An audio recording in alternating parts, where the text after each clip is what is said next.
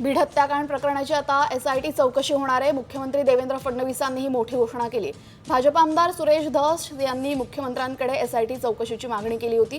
बीड जिल्ह्यातल्या मस्साजोगचे सरपंच संतोष देशमुख यांची काही दिवसांआधीच हत्या करण्यात आली आणि या हत्या प्रकरणामध्ये अजित पवारांच्या राष्ट्रवादी काँग्रेसच्या तालुका अध्यक्षांचं नाव सध्या पुढे आलेलं आहे।